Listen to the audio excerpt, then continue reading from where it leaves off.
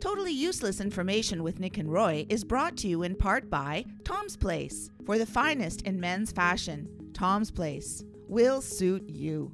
Located in Toronto at 190 Baldwin Street in the heart of Kensington Market. Or visit toms-place.com. This is Totally Useless Information with Nick and Roy. Listen, laugh, and learn. What is the most widely grown crop, I didn't say crap, I said crop, in the world? One sniff is all it takes. Hi, I'm Nick. And I'm Roy. And this week, we scoured the internet to find out these totally useless things for you. Plus, in our mailbag section, a listener wants us to help her with an argument she's having with her sister. Yeah, okay, sure. And in the news, they want her to take it off because she takes it off. Totally useless information. It's everything you never needed to know. Your weekly sweet and savory facts of totally useless information with Nick and Roy. Come and get it! Wow. Boy, that'll clear your sinuses.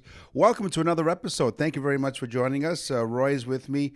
Roy is down in the, I really feel bad for Roy. He's down in the warm climes of Florida. It's not warm, Nick. You see, I have a jacket on. I'm literally freezing. This morning it was 50s again. Cold snap down here for probably well over a month now. Wow. Where we're actually having some temperatures in, I think 36 was a low temperature. That's very low for us. Yeah, okay. I'm sorry, will you finish complaining about how cold it is? What are you like? You're not like a lizard that's falling out of the trees in Florida, because usually that's what happens. When it gets cold, the lizards fall out of the trees. Mm-hmm. In Canada, the people fall out of the trees. That's right, they do. The way it is. Well, yes, in fact, I am up in Toronto, Canada, and also in Canada, but just a few kilometers, a few clicks away, as we like to say, is our food expert, food influencer, Joey Roselli. Hi, Joey. Welcome. Thanks for having me, Nick. Can we call you Joe? Wait a minute. What? What? You said that we were going to talk about some woman taking her clothes off, and now we brought this guy Joey in here. No. I said... What are we doing here? I said in the news. I should have said in the nude. In the news, okay. They want her to take it... So later on, we're going to talk about that. I got you now. Okay, right. So we got Joey here. Huh? They want her to take it off because she takes it off. That's the tease for the news. So Joey and I, full disclosure, Joey and I used to work together. He used to work at Newstalk 1010, one of our stations on the iHeart network that you will find totally useless information with, Nick and Roy. And so he decided to do something different. He wanted to branch out, and he went to Montreal. So that's where we find Joey today. So Joey, welcome. And what are you doing these days? What are you up to? I'm dissecting what's inside a lot of our everyday food that we're consuming on an everyday basis. Dissecting. Oh, wow. We get the good guests, Nick. Well, we do. You know? Joey is going to dissect. I mean, Joe, just full disclosure as well. They tried to dissect us, but they didn't find anything. So we're okay. No, we're okay. They tried to dissect Nick's head and found nothing. Well, somebody asked me if we use artificial intelligence on this show like most of the podcasts do, and I said no, absolutely not. On this program, there's no intelligence whatsoever, artificial or otherwise. But thanks for asking. Okay, Joey, that went over like a lead balloon. That went over like a cup full of Coca-Cola. So okay, give us an example of one of the foods that you dissect to help people out with more information. And when I say dissect, I don't mean science lab opening up a frog's heart. Oh. Dissect. Oh, so then what do you mean? I mean more an analysis, a visualization of the data that's found in, for example, a can of Coca-Cola. Okay. So what I do is all the data that's given to us or to anybody that has access to public information, whether that's on their website, on the can itself, on the nutritional facts label, or in the ingredients list, I'll present that data to you in a visually appealing form. Go ahead. So now tell us about one of these crazy things. Tell us. Cocoa. So I'm interested. You hooked us now. Any soda pop, doesn't matter whether it's whatever name brand you want, whether it's a cola, whether it's a lemon lime drink like Sprite or 7-Up. It doesn't matter what the brand is. You're talking about any soda in general. Is that right? Yeah, and we'll save the majority of them, or the majority of the big guys. Okay. And one of the biggest culprits is actually Mountain Dew, and that's because it comes at a whopping 77 grams of sugar in a standard, I believe, 12-ounce bottle or 16-ounce bottle. 77 grams of sugar. Yeah, and that's added I'm sugar. a diabetic, so that would kill me. Absolutely. That would do me in. I'll send you a case next week. And you know what? It's besides the sugar component or the sugar factor, it's specifically looking at Mountain Dew. Mm-hmm. Look at the color of Mountain Dew. It's a neon yellow or a bright green, like a highlighter color, and you won't find a color like that anywhere in nature. So I like to aim for whole and real and natural foods or stuff to ingest and consume. And something like Mountain Dew is the complete opposite of that. Why didn't they just call it Chernobyl? That's right. Chernobyl. Hi. Nick and Roy for a cool, refreshing Chernobyl drink. Yeah, light up your life. Not to mention your intestines. You got it. And Joey, what do you think about aspartame? Roy, it's a great question. I get asked that a lot when it comes to aspartame, including other artificial sweeteners. I'm not totally against them, but they have their time and place. I'm not a big fan of consuming it on the daily, just because to me, it's just something unnatural. It's made in a lab. There are traces and it does contain small elements of quote unquote nature or natural elements. However, we'll say this in this right context. For someone who is drinking a can of Coca-Cola every single day and is trying to lose weight or trying to make a better shift, and they're going to Diet Coca-Cola, great start.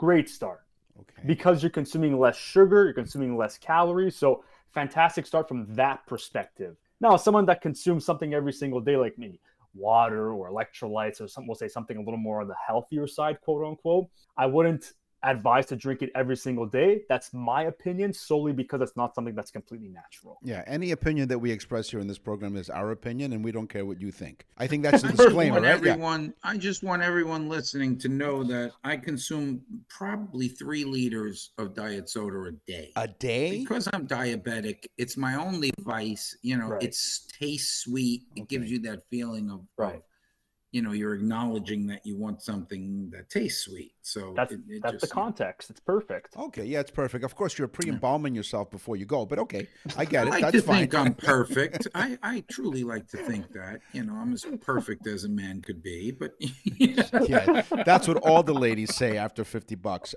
Okay, so look at that. Nick dates himself at $50. What do you get for $50 now? I'm dating myself because nobody else will. Okay. Now,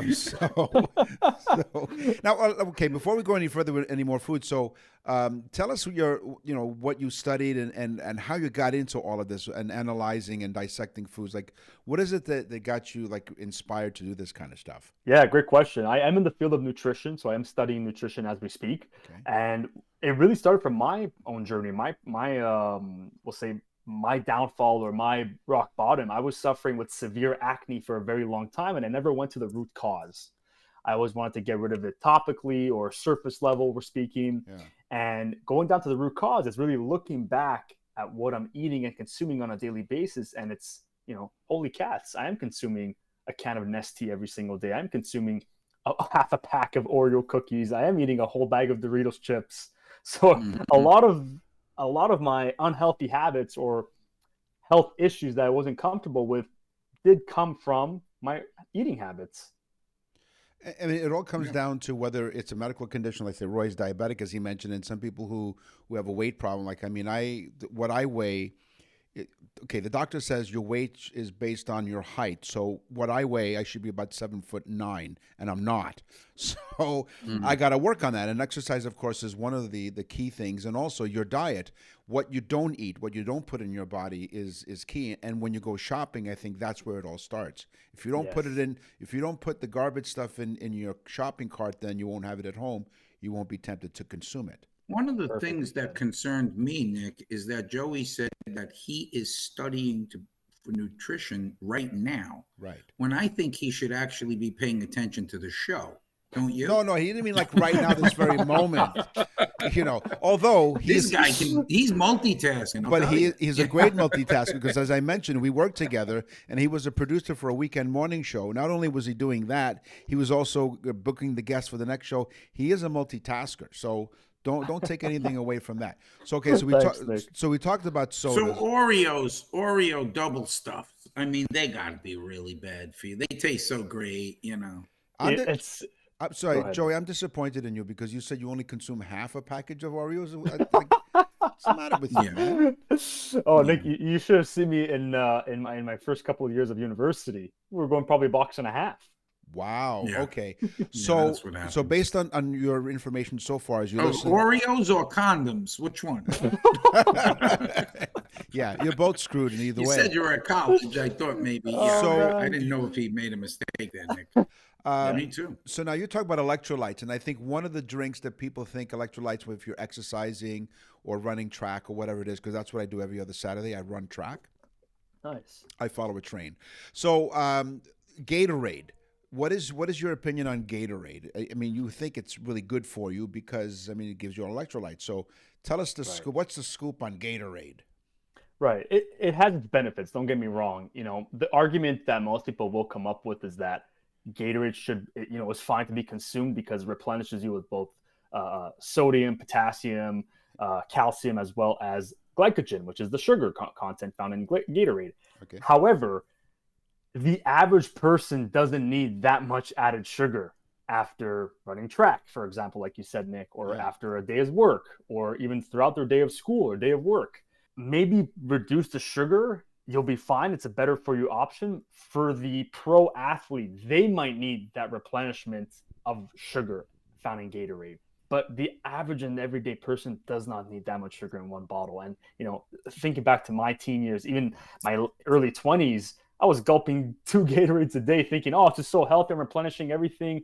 I am, but I'm also taking a lot of quote unquote negative stuff with it, which added sugars. You're listening to keep this show on the up and up. Well, we will, as you're listening to Totally Useless Information with Nick and Roy. So to speak. Our special guest is Joey Roselli. Do you have a title? What is your title? Joey Roselli? Yeah, I'm usually known as Joey Wellness. Joey Wellness. Okay. Joey Wellness. I like that. It's pretty cool. Isn't it funny how as you progress through life, drinks become important? Like he was younger, drinking 2 Gatorades a day. You're on 2 Ensure at this point. Yes, I am. Absolutely. Yeah. And by the way, a case is coming your way because Roy just celebrated a birthday recently. So we have to speak slower and louder. So Gatorade, now I looked back because I knew we were going to talk about Gatorade. So I looked back at one of our files in our archives because we have over 200 episodes of Totally Useless Information with Nick and Roy.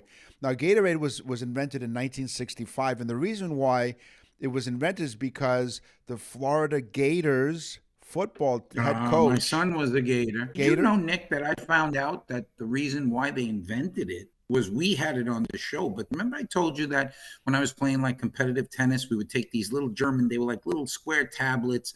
They had sugar and salt in them, and they were made for sports. In Germany, in Europe, they would do that a lot.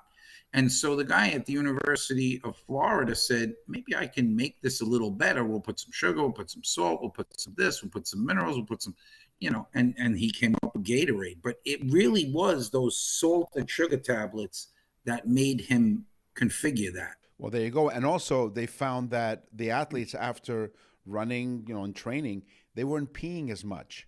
And they figured, wait, something's not right here. So because you're peeing less, you drink Gatorade. But that's not what we're recommending. I could have solved that for them. I could have told them, get to 61 and try sleeping through the night. That's true. That's true. Another thing that I was doing some research on our own show, and that is we found out that ketchup a long, long time ago used to be considered to be medicine. They used to give it. They used to give it to people. Right? See, you listen, laugh, and learn here, Joey. On this show, it's not just useful information, it's also useless information. So many, many years ago, they determined the properties of tomatoes and everything else at that time was considered to be medicinal. However, you might have a different take on ketchup today. Yes, ketchup today is definitely not medicinal. Oh, it's not? Yeah. Okay. No. Okay. sugar and Yeah, unfortunately, I believe the second or third ingredient in Heinz tomato ketchup is high fructose corn syrup. corn syrup, the worst. Yeah, it is the worst of the worst sweeteners, that's for sure. And it's crazy to me because you can buy so many other ketchups that don't contain added sugar, not even to begin with high fructose corn syrup, but no added sugar, and it tastes pure. You taste the real tomato in it. Right? There's a company called Primal Kitchen. They make it, I believe it's in a glass bottle, and it's just 2 or 3 or 4 straightforward ingredients, no added sugars, no added sweeteners, and it tastes phenomenal. It tastes like ketchup should taste like. Joey, 1 can of tomato paste and 1 can of tomato puree mixed with some Worcestershire sauce. Throw a couple of packets of aspartame in there, and you have diabetic ketchup. Put salt, pepper, You're right. a little bit. Yeah, and you have diabetic ketchup. I mean, it's so simple and cheap to do. I've figured out a lot of things, since I'm a diabetic, for sure. It's Yeah. You start to discover so many products are containing so much added sugar, and you start to question, like, why? What's the point of it? I don't even know why. Yeah, I'm sweet enough. This is nuts. Pistachios, that's a pun, by the way. Oh. Pistachios are fruit. What? They're part of the drupe. I believe that's drope family, which is a soft-shelled nut type thing, is considered a fruit. So pistachios are actually fruit, not nuts. So you can consume as many pistachio nuts as possible because you're getting your intake of fruits they're recommending, right? Is that what you're Exactly? Yeah. It seems exactly like that. Okay. So soft nuts are considered fruits. So that would mean that you're listening to totally. Your testicles are fruit. I'll stay silent on Just this one. Listen. Somebody has to think of these things. Well, that's why. And totally use this information with Nick and Roy. Well, a couple of episodes ago, we discovered that I call it the fact one hung low, and they realized that left-handed people, the left testicle goes a little lower than the one on the right. So depending on which handedness you are, that's where the sort of your testicle sort of hangs. Nick has a ball talking about it, but That's right. I got one for you, Joey. Joey, what do you think the first food ever eaten in space was? It's got to be Tang. Can I take a guess? Tang. Is it Tang? Yeah, take a guess. I'm going to say Doritos chip. No, that would have been hard to get through the glass front of the. No, That's actually, it was applesauce. What? It was put in a plastic pouch with a straw that would fit through, and then they squeezed it. And Neil Armstrong ate a bunch of it while on board. Applesauce. He loved it. So it was applesauce. Wow. And then, of course, they got better and better at making purees and Right. so on. Yeah. By the way, Cool. That's excellent. You talked about how they can get the Dorito chip through the helmet. We found out through this show, because I learn lots when I do the show too. Totally use this information with Nick and Ray. So am I. That astronauts, how they scratch their nose? Well, they can't, right? Because the helmet, when they're on a spacewalk, they scratch their nose by taking a piece of Velcro and putting it right to the left of the helmet, and they just turn their nose and scratch up against the Velcro. There you go. I gotta go to space. Isn't that great? Velcro is awesome, man. Like, look in your car where your seatbelt goes. They put Velcro on all the plastic parts there, so if the seatbelt thing hits it, it doesn't make a noise and annoy the living hell out of you. True. That's right. Velcro is like the coolest thing ever. I use it all the time. Can I go back to the I don't go to bed. I don't go to bed without it, to be honest. Yeah, exactly. And then when it rips it apart, it has that sort of like really ear-piercing sound to it. That's like, oh my gosh. I love it, Nick. And he thought that Roy thought, and stepping on bubble wrap. You can't not do it. and Roy thought it was his 61-year-old bones that were cracking. So Joey, you're dissecting this stuff, and now this is a true question. This is a real. I joke around all the time, but I love when they say things like broccoli has more protein than steak per calorie. They go per calorie. Well, yeah, per calorie, but one bite of steak has, let's say, 20, 30 calories, whereas an entire head of broccoli has 20 calories. So in order to eat what you would get from a steak, you'd have to eat like 8 heads of broccoli. And this annoys me because it's disingenuous. How do you feel? The first time I heard that information was from a vegan, actually. And she told me, she's like, why would you eat a steak? There's more protein in a broccoli. And I was shocked the first time I heard that. I said, you're kidding. I went home, I did my research, and I said, yeah, there's more protein for 6 cups of broccoli. Who on earth is eating 6 cups? Yeah, a lot of broccoli. And what there are similarities between broccoli and steak, and that has nothing to do with the protein value. The amount of methane gas that's expelled after you've eaten all that stuff is the same. Yeah, like if Nick ate 6 cups of broccoli, even though we're on Zoom, we would still know it's happening. Exactly. Let me go I back. don't want to see it. I don't want to hear it. Let me go back to the Heinz ketchup for just a second, because I did some investigating. So I took a sort of like a speedometer, like one of those speed guns that the cops use. I wanted to find out exactly how fast ketchup comes out of the bottle, because for years and years and years, the great commercial for Heinz was how slow it comes out. And I think it was the Carly Simon song, Anticipation. That's right. Anticipation was the song that they used. And it was a slow oozing of the ketchup. Well, I put a speed gun to it, and the speed of a Heinz ketchup squirt is 0.028 miles per hour. No way. Yeah. There you go. How far can it go? Well, I guess gravity would take it, and it would get there with probably have a conversation with a snail. yeah. Race ya. Yeah, how you doing, ketchup? That's right. And he never. The ironic. And the ketchup would say, "Look at that escargot." Ketchup, I'm going as fast as I can. Joey Roselli, thank you very much for joining us on Totally Useless Information with Nick and Roy. We'll talk again soon. Nick and Roy, thank you so much. Yeah, we definitely want to have you back on, and we'll have a load of questions for you so that listeners, I'm sure we're going to get loads of feedback from listeners, and we will pass that on to you as well. What website would they go to? How do they get in touch with you?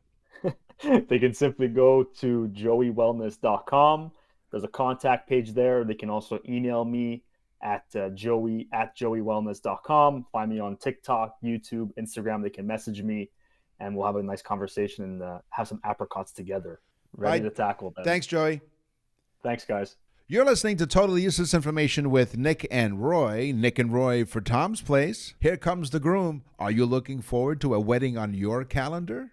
If you're the lucky groom, Tom is your friend and the best man to help you dress the entire wedding party for that special day, whether it's formal or informal, a destination wedding, traditional or contemporary, with tailored suits or classic tuxedos. And with all the accessories, why rent a tux when it's so affordable to buy a classic that will take you to events for years to come? If you're the father of the bride or the groom or a special guest who needs an elegant new suit or tuxedo, Tom is the wedding wardrobe meister who will help you get ready for the spotlight and camera flashes of that special day. Find out more at Tom's Place at 190 Baldwin Street in Kensington Market. No one can save you more or dress you better than their wedding specialists. Enter to win the wonderful wedding contest at toms-place.com. That's Toms-Place. Toms with an S. Toms-place.com to win a $500 credit for your wedding party outfits. Or visit our website, nickandroy.com, and click on the Tom's Place logo. Tom's Place will suit you. Let them show you how. You're listening to Totally Useless Information with Nick and Roy. What happened today is history. What happens tomorrow is history. Yeah. I love that jingle. All right. What do you got? Yeah. History, the 7 wonders of the world. We know the 7 wonders of the world. Everybody's heard that. Yes. But who compiled that list? I wonder. It was very smooth. Thank you. It was the Greeks. The Greeks were so intellectual that they started compiling things, and they said, well, let's compile what the most incredible things were. So they did the 7 wonders of the world. There is only one of the 7 wonders that is still around, able to touch and see, and that is the Great Pyramids of Giza. Oh, All the other 6 are gone. amazing. That's pretty cool. Excellent. Okay. Mm-hmm. So I know we're doing history, but it sounds like it's a sex topic, but it's not. Have you ever heard I of like it already. Have you ever heard of the Prince Albert piercing? Oh, yes. A Prince Albert on the old head of the family? Yes, sir.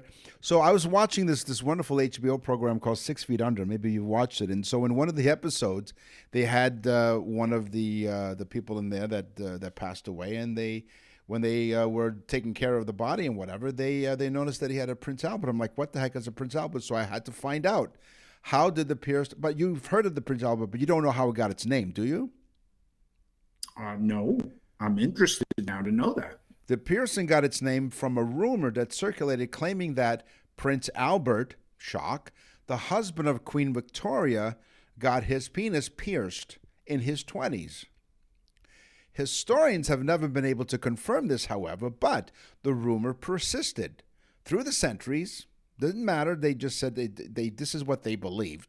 Some have suggested that the prince may have suffered a form of Peyronie's disease, which is a condition that causes painful curved erections, and that the piercing is an attempt to straighten the penis. The Prince Well, Albert, you can hang stuff from it to straighten the penis out. Hang some weight to straighten it out. That's right. His wife. Also, you have the earring, Nick. Yes. So I would put a ring on a rooster. Right. There you go. That's right. And his wife, Queen Victoria, would hang laundry on it. There you go. Okay. Oh, my God. The old Prince Albert in a can, Yes. so to speak. Yes. Only a few decades after the Revolutionary War, think about that, Okay. was the War of 1812. What year was that? Now, we all have heard about the War of 1812. When but was that? nobody real. What was that? When was the War of 1812? Actually, that's the funny part, too. They call it the War of 1812, but it actually was 1812, 13, and right into January of 1814. Oh. So it should be the War of 1812 to 1814, but they weren't that. They wanted to be descriptive, I guess, of the start. So it was the War of 1812. Okay. Most people don't even know who was involved in the War of 1812, why it happened. It's one of those forgotten wars. There are 2 wars in American history that are not really taught in school, and that is the Korean War, which they call the Forgotten War, and also the War of 1812, which I feel is even more forgotten, because at least the Korean War, we know where it happened.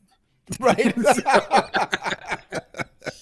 But the War of 1812 is interesting because it was between the United States and England. Right.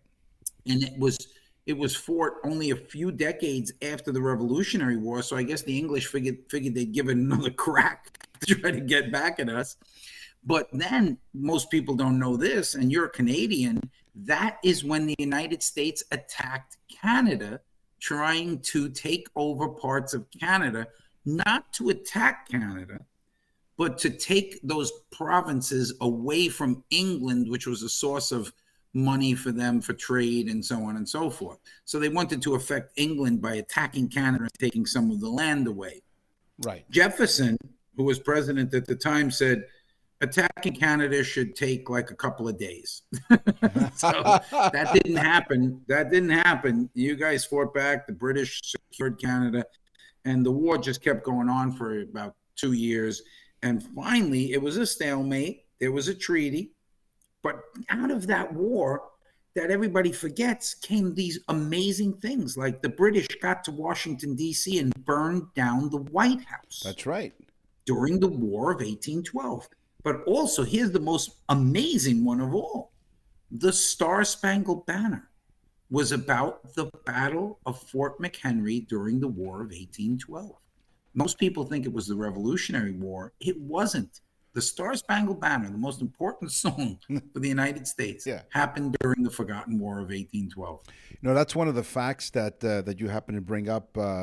We every November 11th, we honor those who have fallen, both the United States and Canada, and we play the 2 national anthems, and we also present some history, and that was part of that. So if you want to check out or any one of our previous episodes, you go to nickandroy.com, of course.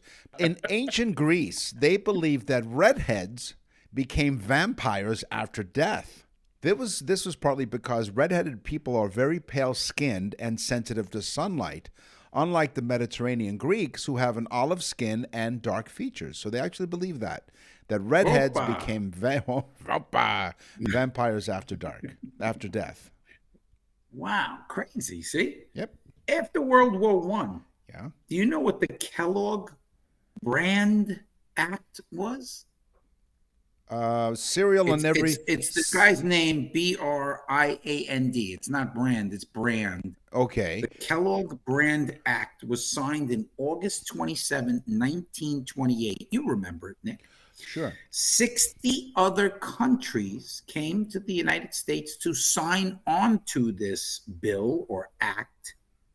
It was noted in the act that those 60 countries would not go to war against each other. They figured that this one act would stop any other world war from happening because World War One was so horrific. Noble try, but two of the signers, one of them was Germany and one of them was Japan. This is 1928. By 1930 some odd, they would be at war with the world. Wow. So much for the Kellogg Brand Act. Yeah, and they gave out bowls of cereals as a prize. We've heard of Johnny Appleseed. Right? I have, yeah. He was an American pioneer, of course, but he was a nurseryman who introduced apple trees to large parts of Pennsylvania, Ohio, Indiana, Illinois, and present-day Ontario, as well as the northern counties of present-day West Virginia. So Johnny Appleseed was actually a person because he basically planted apple trees. How do you like them apple trees? Yeah, I like that. He liked his wife, too. He liked to stand beside her. That's right. That's right. He got to the core of the problem. Beside her. You know what his wife's name was? Cora. Cora. Wow. She was delicious. She was. And you know who else was especially when they went to the gala. They did. They went to the gala and they took pictures with Granny. Yeah, Granny Smith. Of course, they used Fujifilm to take the picture. Yeah. Yeah. Yeah. Okay, but anyway, Charles Dickens. Charles Dickens, yeah. What about People him? are going to love this one. Charles Dickens became friends with Hans Christian Andersen. Ah. Of course, they're both writers of famous works. Hans Christian Andersen wrote Little Mermaid and some other amazing books. The Ugly Duckling. The Ugly Duckling, exactly. Charles Dickens, of course, one of my favorite authors, wrote Tale of Two Cities. He wrote The Great Expectations, one of my favorite books of all times. So, I mean, great writers. But Charles Dickens becomes friends with Hans Christian Andersen at some symposium that they went to. And, of course, Dickens invites Hans Christian Andersen to his home in 1847. And he says to him, you come to England, you spend 2 weeks with me, and we'll have a great time. He says yes. He comes to England in 1847. He spends the 2 weeks and then decides to stay another 3. Announced to Charles Dickens, who thought he was leaving. He realizes that on the 3rd week, he's still there. On the 4th week, he's still there. On the 5th week, he's getting nervous. Yes. So he writes to some friends and says, who the hell is this lunatic? He's actually extended his stay. They will never speak to each other again after this encounter because Charles Dickens was so upset that he just kept staying. You're still here? And Hans Christian Andersen was an excessive compulsive, so he was very, very critical of self-criticism, if that's even a redundancy. Sure. But when Charles Dickens said to him, "Hey, you're here 5 weeks," he took it very seriously and got very offended, and they never spoke. Wow. Because you're still here? You're still here? I will take the large is what I call this one. The World War II Army of the United States is the biggest army in history. Because of the surge of American patriotism and because of conscription, the United States Army numbered at 12 million soldiers by the end of the war in 1945. That's a big one. That's amazing. Yeah, it is. That's amazing. How do you feed 12 million people? How do you clothe and feed and take care of 12 and transport 12 million people? Really, really carefully. That's right. You're listening to Totally Useless. Now stop thinking. Now stop thinking because it's this show. That's right. You're listening to Totally Useless Information with Nick and Roy. Down the garden path with Nick and Roy. She sounds like she's smoking something from the garden, you know? No. It's Mother Nature. Oh, I thought it was somebody that was smoking Mother Nature. No. So down the garden path, I'm going to talk to you about a flower that's not a flower. Okay? The white or pink flowers of dogwood aren't really flowers at all. They're called bracts, B-R-A-C-T-S, which are modified leaves. The actual dogwood, the actual dogwood flower is the knobby green ball in the center. Oh, crazy. There you go. So the flower that we think the petal is a leaf. It's a leaf, but the actual dogwood flower is the knobby green ball right in the center. So if you want to win a bet or something, say, I bet you I know that the dogwood flower is not the petals. And they'll say, no, come on, you're out of your mind. And then you'll tell them. But I heard it on Totally Useless Information with Nick and Roy. This was my teaser. What is the most widely grown crop in the world? What do you think it is, Nick? I want to say wheat. Yeah, I thought that too. I would say definitely wheat or corn. Right? Yeah, corn, the other one, sure. Okay, wheat or corn. Am I right? No, you're wrong. Oh. Okay. They pale in comparison to what we were talking with Joey about, sugar cane. Oh, sugar cane. Everything is filled with sugar. And although corn syrup does take up some of the slack where they can't get enough sugar, sugar cane is the number one grown crop around the world. In fact, 1.7 million tons of sugar are grown every year, sugar cane, in 17 countries around the world. More people. How many countries are we, Nick? 73 countries listening to Totally Useless Information with Nick and Roy. So we're sweeter than sugar. Oh, yes, sirree. The other guess is I was going to guess cotton as well, but I'm sure that, cotton's up there, but sugarcane, wow. Yeah. One sniff is all it takes. Are we talking about you eating broccoli again? No, we're not. No. One sniff is all it takes. As much as we take pleasure from it, the fragrance of flowers has only one purpose, and one purpose only. It's to attract insects needed for pollination. Flowers pollinated by wind doesn't need to attract insects, therefore has no scent. See? It's like the flower is like women putting makeup on to lure us into the trap. The Venus flytrap, yes. The smell of a flower is a fraud. In your case, it's a Freud. Yeah, I need all the help I can get, please. How do you feel about that, Nick? Okay. The biggest garden in the world.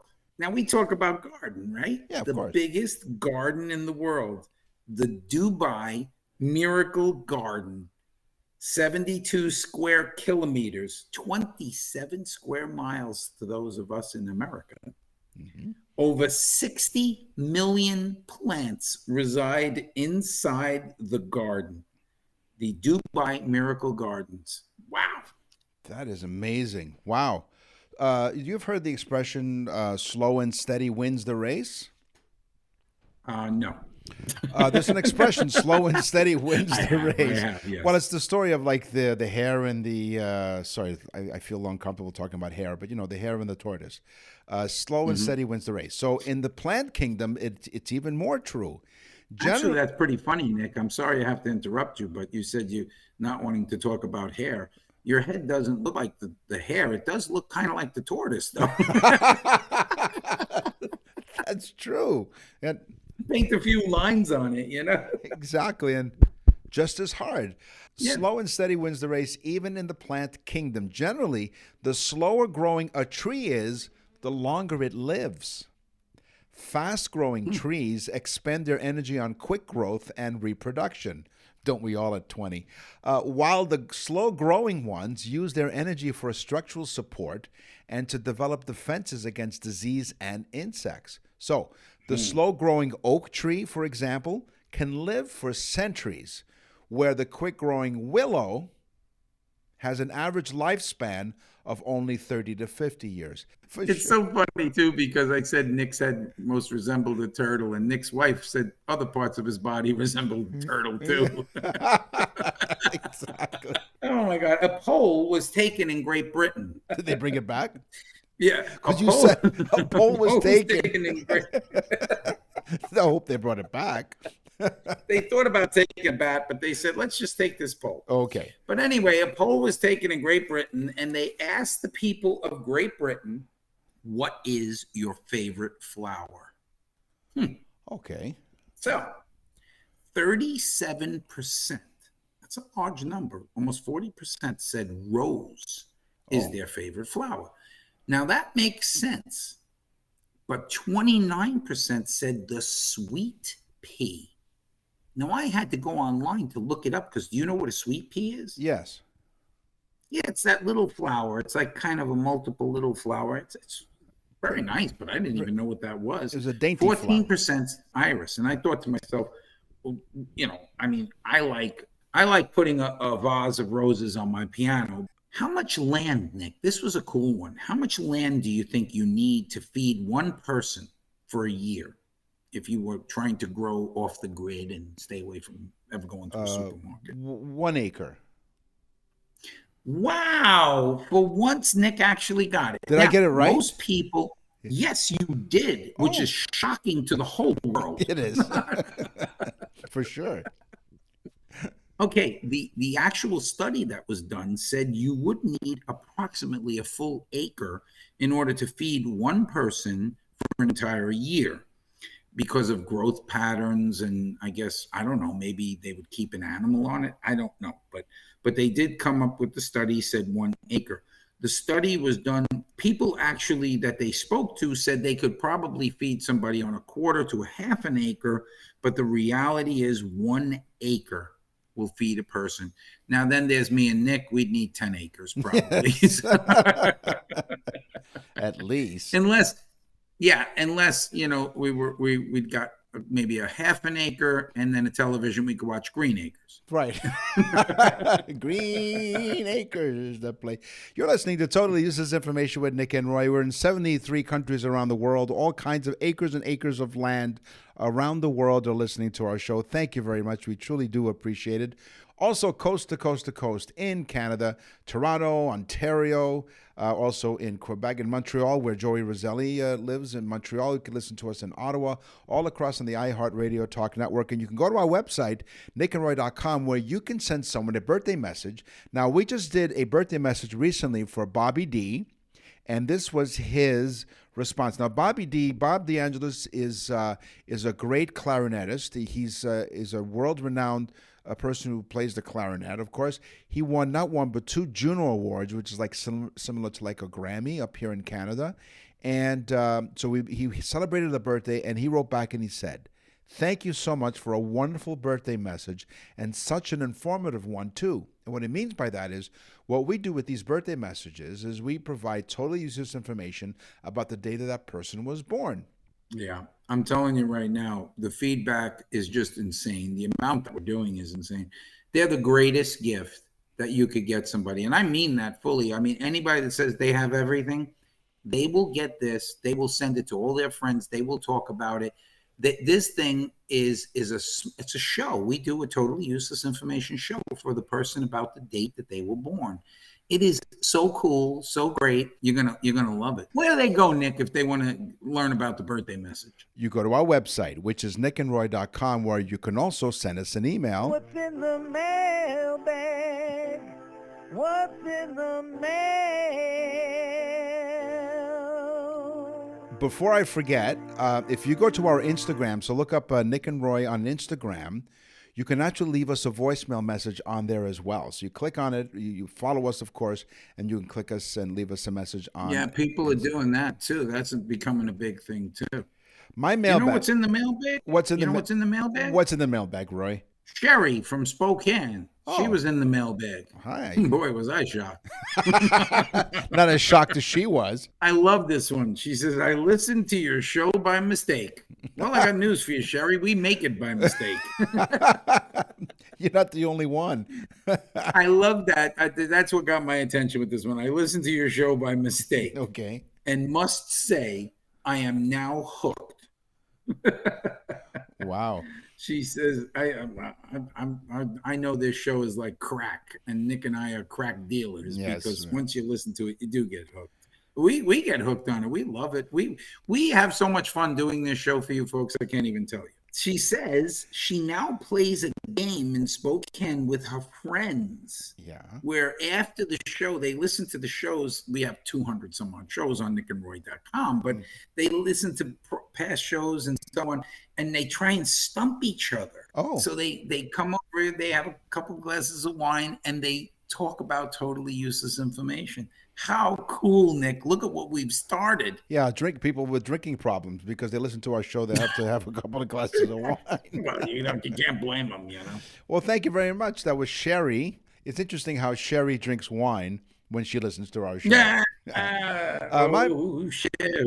Sherry, yeah. Oh, okay. You just reminded me of something. So, one thing we forgot to mention during the birthday message was, you will get a copy of our monthly newsletter. You and also the birthday recipient will also get a free complimentary VIP newsletter. But in that newsletter, we should show them the music video that we did with our friend Sal.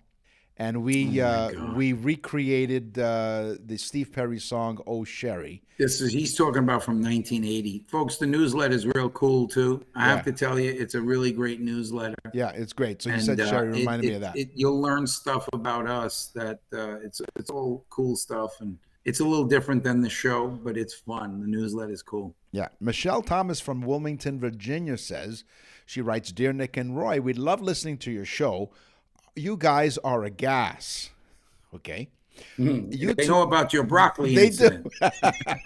Incident. It's the broccoli incident. That's an incident now, is it? You two must be good actors. Okay.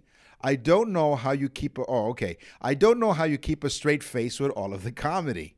Here's my question. I have a disagreement with my sister. What have we become, Dear Abby or something here? What's going on? I have a disagreement with my sister. Let's hear this, Nick. Now you've caught my interest. Go ahead. Her sister insists that Panama hats are made in Panama.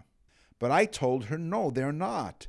Can you guys please settle this once and for all? Okay, so Michelle... They're made in China, where everything's made. No, actually, that's it. So Michelle Thomas from Wilmington, Virginia. Despite their name, Panama hats have never been made in Panama and originate in Ecuador, the only place in the world that has such a long-lasting weaving tradition. Why did they call them Panama hats? The construction workers whose strength was tested building the Panama Canal used Ecuadorian hats. I should have never asked him this, folks, because I knew he'd come with it. Okay, so their strength was tested building the Panama Canal using Ecuadorian hats as protection from the sun. Thus, they're called Panama hats, not made in Panama. So guess what, Michelle? You win the argument. Congratulations. Cool. Today on the show, we talked to Joey Roselli, our food guy, talked about food. We talked about history. It's time for the news. And now, from around the corner and around the world, this is TUI News.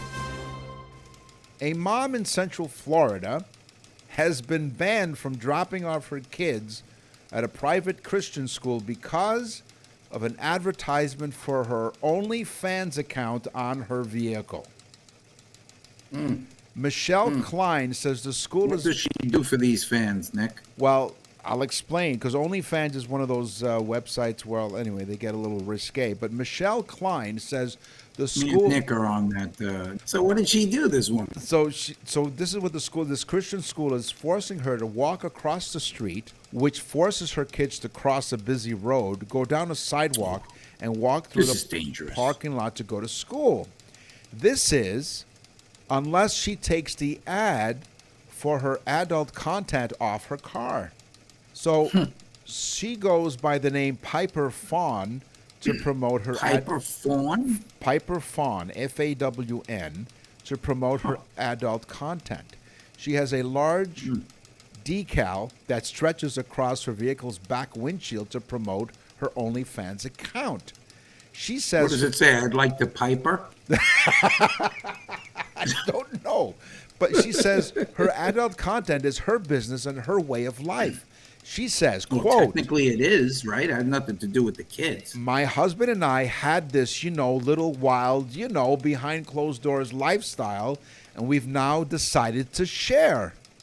But, They're making it public, Nick. well, but other parents at Liberty Christian Prep School don't want their children seeing any advertisements of that kind of content. But is the content on the car graphic? Let's see.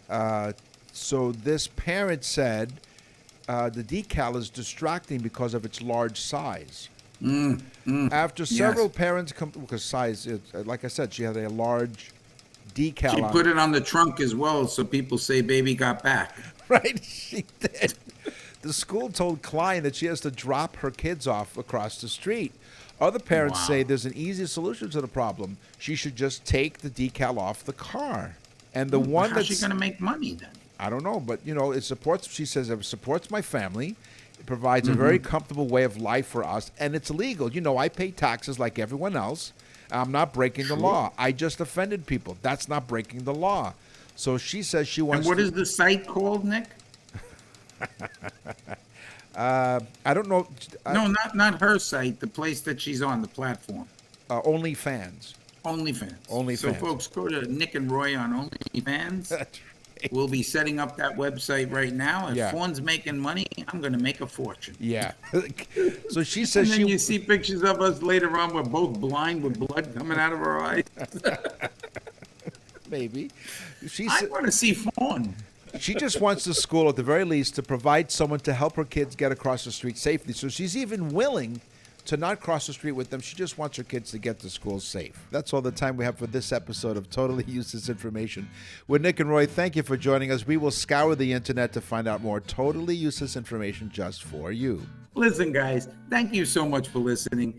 We hope we made your day, and we'll be back again next week. Go to nickandroy.com. You'll be glad you did. I'm Nick. And I'm Roy. Thanks for listening. Totally Useless Information with Nick and Roy was brought to you in part by Tom's Place. For the finest in men's fashion, Tom's Place will suit you. Located in Toronto at 190 Baldwin Street in the heart of Kensington Market. Or visit toms-place.com.